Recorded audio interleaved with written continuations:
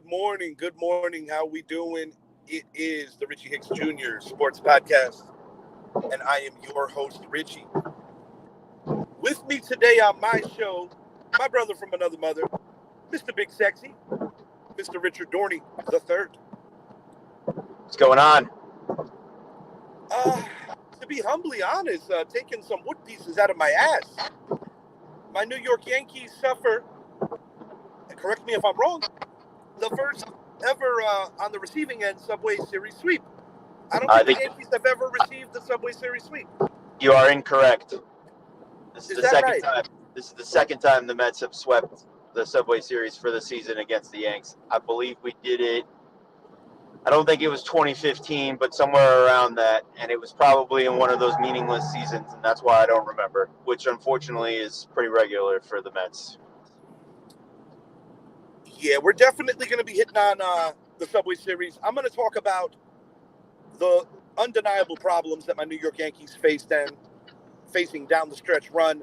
I know Dorney is going to hit on his Mets, talk about what he needs to add. One thing that I think we can both agree on, both New York teams will be buyers at the deadline coming up in just a few hours. Enjoy this intro, and we will be right back.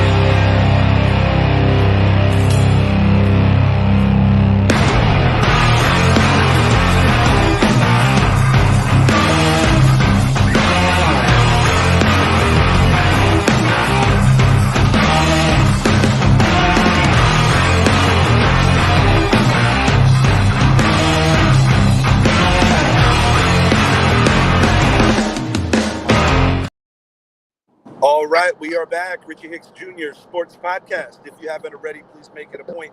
Like and subscribe to the channel, Richie Hicks Jr. Sports Podcast on YouTube. We're going to be opening up a store very soon where you can get your merch. Richie, congratulations. You guys whipped our ass. No excuses to be made on my end. Before we get into the specifics. Did you see this morning Lindor went on the DL? He said having to lug that broom around all yesterday really hurt his back and shoulders. So yeah, Lindor's a real funny guy.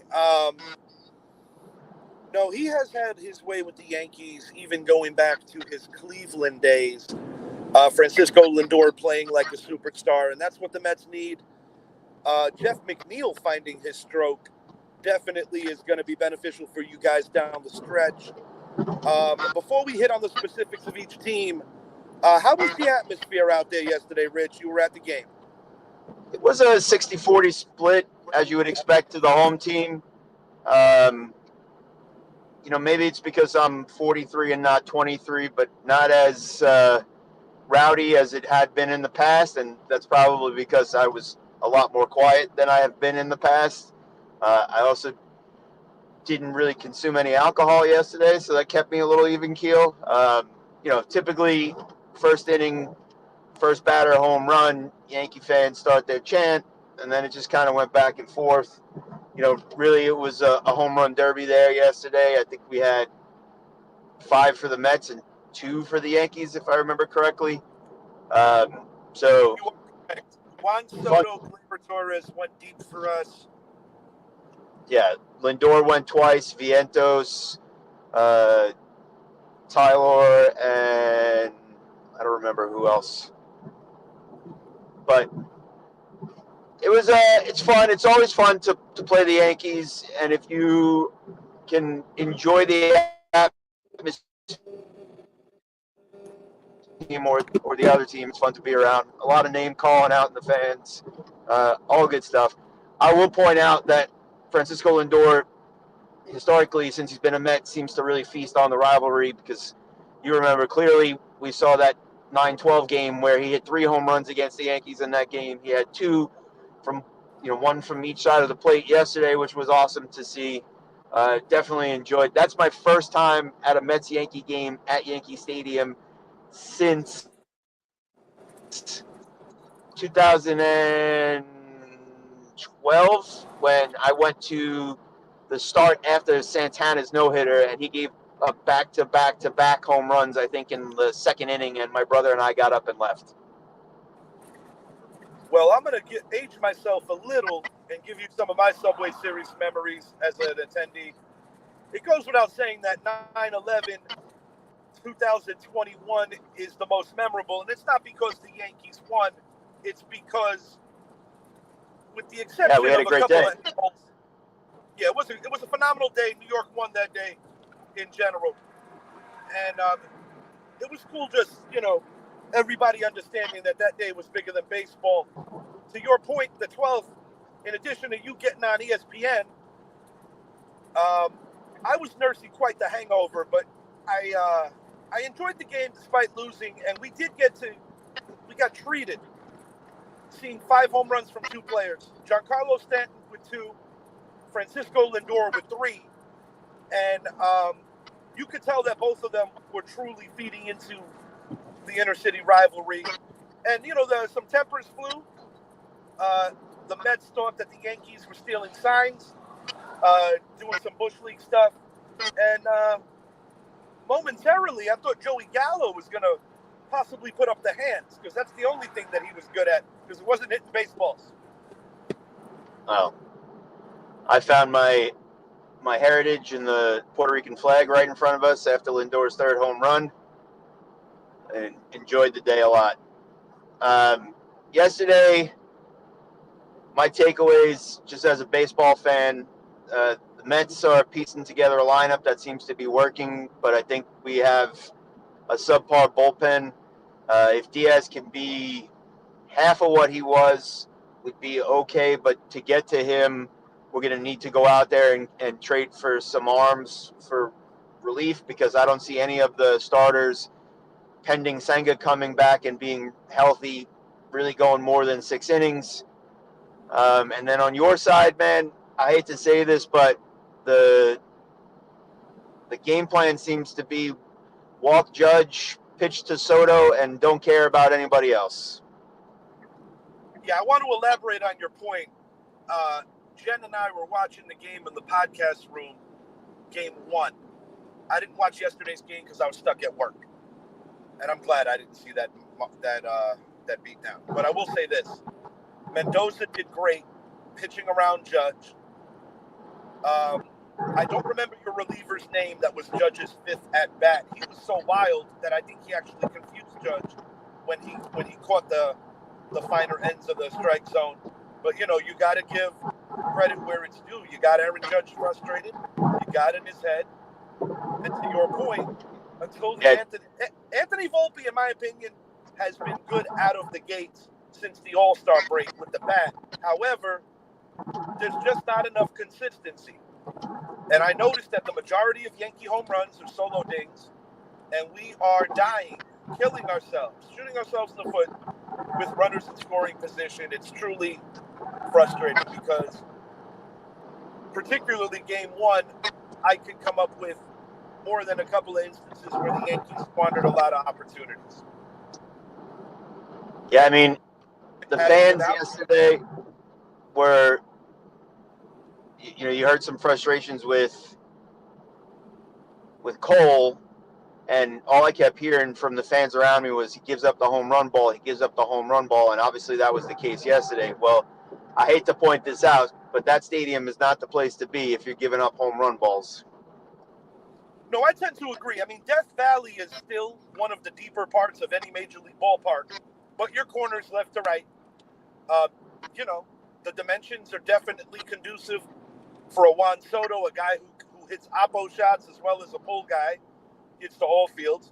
But, predominant Yankee lineups who carry a lot of left-handed wood. That's always been a dimension, but it also comes back to bite fly ball pitchers. I'm not overly worried about Cole. He had a rough night. I still trust him when the moments are big. I think Luis Gil, although he did not factor into a victory, did pitch well. And I do think that he is definitely a candidate for American League Rookie of the Year. Rodon's coming off a good start, but I'm not going to put too much stock in that. It was against, in my opinion, a poor Devil Rays lineup. I still call them the Devil Rays. What, in your opinion, what do each of our teams need? I know you alluded to the bullpen for your Mets. You want to get a better bridge to Diaz, correct? I just need some safety there for when these starters can't go the distance. I mean, I'd like for some of them to stretch it, but Manaea came out in the 6th, the day before. I mean, just to get what we got out of him, the first game was amazing. But yeah, we need some bullpen help. I think this lineup is pieced together pretty well. And then for you, which sounds crazy because historically, when you think of the Yankees, I mean, their teams are built on bats. I think you have Stanton, who's hurt yet again. I was really confused yesterday. Going into it, I thought LeMahieu was playing third at some point, and then Rice wasn't in the lineup yesterday, but it seems like he's cooled off. I mean, currently, as it's built, and I'm not being a Met fan and a Yankee hater, if I had to face that team as a pitcher, I'd dance around Judge, and if I put him on, I put him on. If I had to pitch to anybody in between those two guys, I'd take my chances with Soto, and if he took me deep, he took me deep, but it doesn't seem like anyone else in your lineup yesterday and the day before had any answers for anything. And I think you need somebody in there, whether it's Stanton coming back or somebody else to come along that can put some protection in there. But you need at least a solid 2, 3, 4 or 3, 4, 5 hitter, so there's some protection for the guys that you're paying to bring in runs. And I'll be honest with you, Rich, the stretch run, like it or not for Yankee fans, is going to come down to the return of Giancarlo Stanton, who was actually playing rather well. Sorry, his name, you mean Don't Call Me Mike Stanton? That guy. Yeah. He is valuable in this lineup because at the end of the day, he still hits a decent volume of home runs when he's hot. Anthony Rizzo has not been impressive this year, but with the recent struggles of Ben Rice, Rizzo may be back to playing a more consistent first base, where I believe Rice will be retained on the bench. Initially, I was hot for Rice, but he has been slumping. It's going to happen with new major league players. DJ LeMahieu, still a mystery to me as to where his stroke went. I mean, guys go through it, but I think with LeMahieu, it's father time showing its face. Another frustration of mine, Gleyber Torres.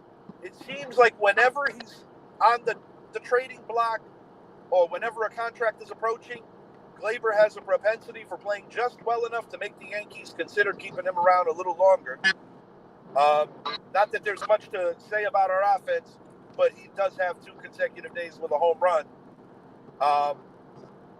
Volpe has played better out of the gates from the All-Star break. But for my Yankees, similarly to your Mets, I want to see a couple more bullpen arms because let's not forget when we made the Soto deal, we did move on from quite a few relievers, mainly Michael King, who was a valuable part of what we do in that bullpen. Jonathan Loaisiga's out for the year. While I think Tonkin, a guy who got dropped on his face twice by the Mets this year, is doing an admirable job. I think Matt Blake's doing a great job with him. The Yankees need some help in that middle relief. I know Clay Holmes, it's been a point of concern for the Yankees after his first 20 appearances. The numbers have been inflated. Some of that's on him.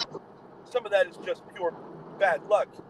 He got screwed out of a save in Baltimore right before the All-Star break. But I do believe Stanton, his absence has hurt. They're 10-22 since he left to the injured list. So there is some validity to that. And I am surprised I'm saying that. But in a lineup that has Soto and Judge, he has helped with protection. But, Mendoza has basically put out the blueprint on how to approach the Yankees. He is the first manager this season to truly aggressively trust that approach, and it works. And on the contrast, I was frustrated with Aaron Boone in Game 1, not pitching around Jeff McNeil when you had a base open. It's the little things like that win and lose ball games. And I'll be honest with you, in addition to outplaying us, I also think that your manager did a better job in terms of the X's and O's, and I give credit where it's due. I think the Mets are in a good place right now, and despite my frustration, I do believe that October is in both of our futures. Well, I'm going to leave you with a couple of things. One, you know better than anybody, there's no love from me for Garrett Cole. I think he's a crybaby, and I loved seeing him frustrated and screaming and cursing in the dugout. But I can tell you, just from a baseball guy who loves to watch it, he didn't have his best stuff. He didn't have his best control and left a lot of those pitches high and over the plate. That's where he got hurt.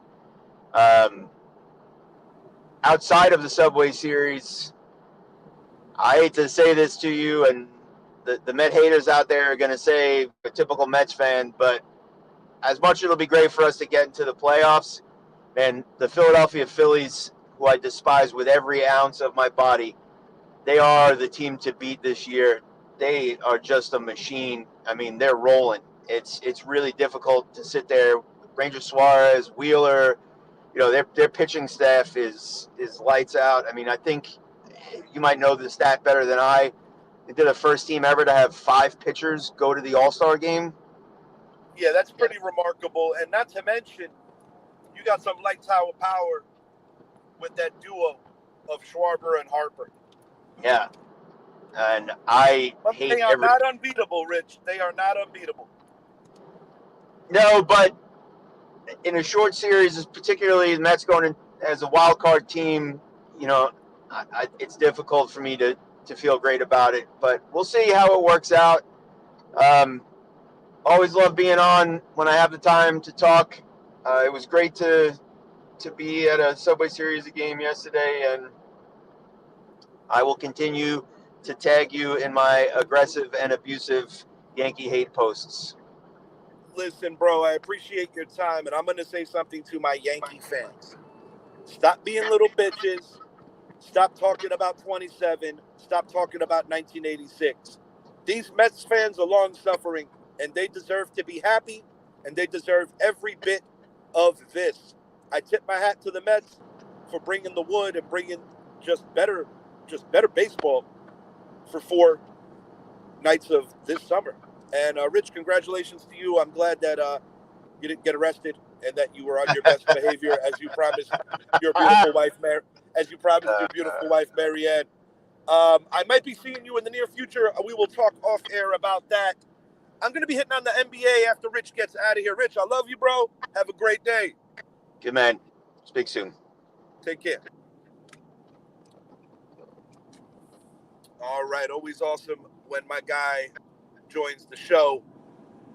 Before I get out of here, guys, I wanted some feedback on this. Get at me in the comments. The NBA moving to Amazon Prime after this season.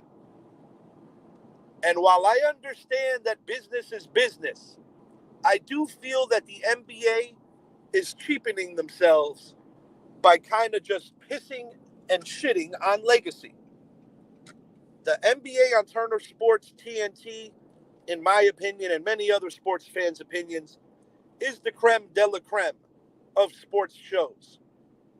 Ernie Johnson is the anchor that brings in some very versatile personalities and hones them all in, talking about Shaquille O'Neal, Kenny the Jet Smith, Sir Charles Barkley.